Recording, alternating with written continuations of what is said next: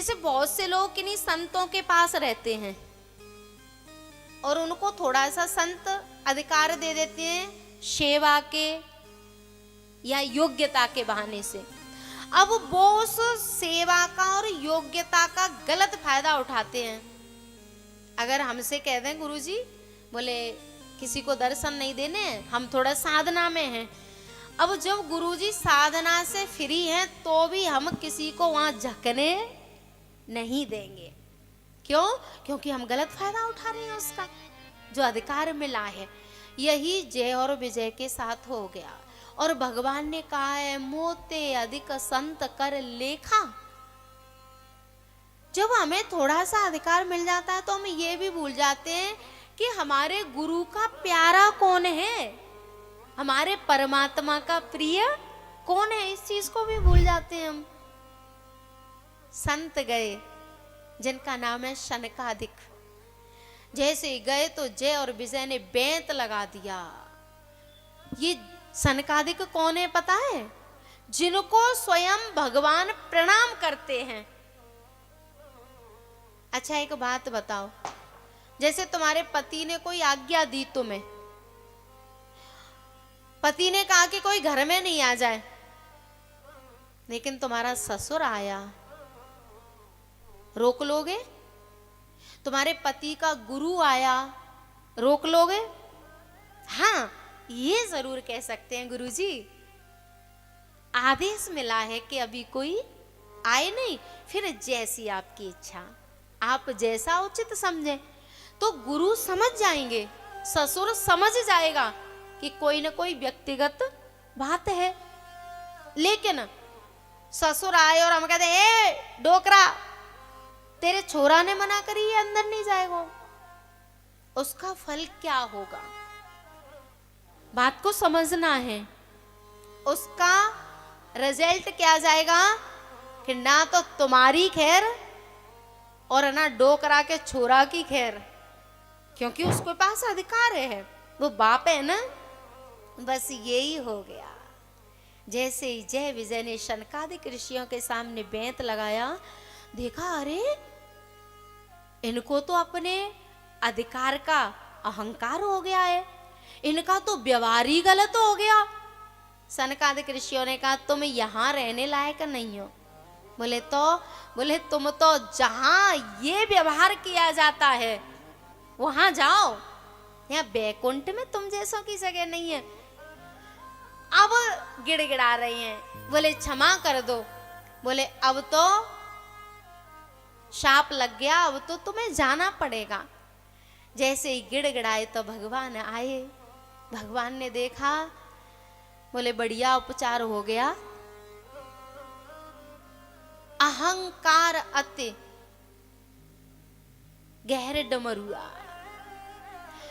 ये जो अहंकार होता है ना, वो ऐसा फोड़ा होता है कि वो ना सोने देता है और ना जागने देता है।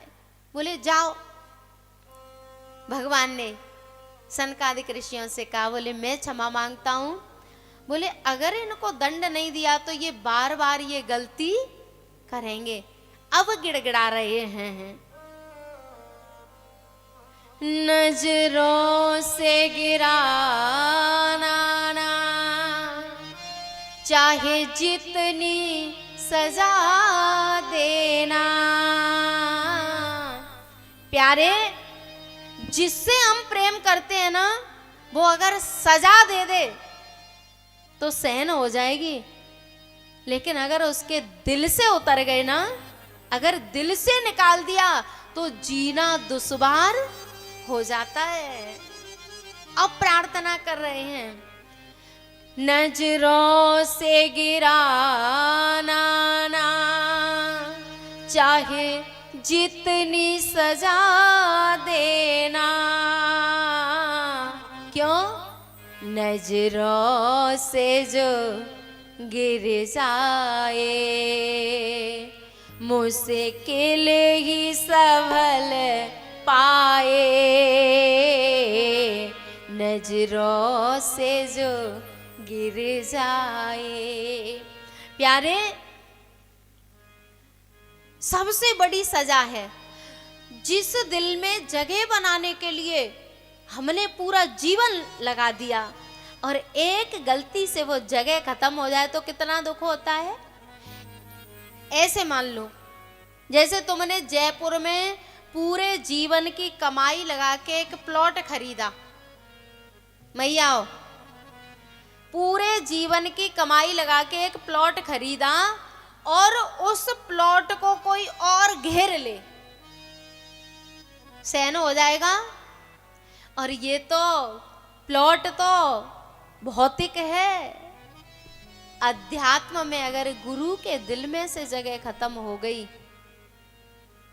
तो इससे बड़ी सजा कुछ भी नहीं है। और ये प्लॉट तो हम खरीदते रहेंगे, बेचते रहेंगे, ये संपत्ति इतना महत्व नहीं रखती। प्यारे, ये प्लॉट खरीद पाए चाहे नहीं खरीद पाए, लेकिन किसी महापुरुष के चरणों में 1 इंच जगह होनी चाहिए।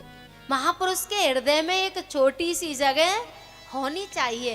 अब गिड़गिड़ा रहे हैं, जो सजा दीजिए दीजिए मेरे प्यारे, नाम जाने का नाम लीजिए मेरे प्यारे, नाम जाने का नाम लीजिए। सनकादिक ऋषियों ने कहा कि तुम्हें 3 जन्म तो लेने पड़ेंगे। वो जय और विजय, एक जन्म में तो हिरण्याकश्यपु और हिरण्याक्ष बने हैं, दूसरे में रावण और कुंभकर्ण बने हैं, और तीसरे में शिशुपाल और दंत्रवक्र बने हैं। 3 जन्म राक्षस बनना पड़ा साधु के अपराध से।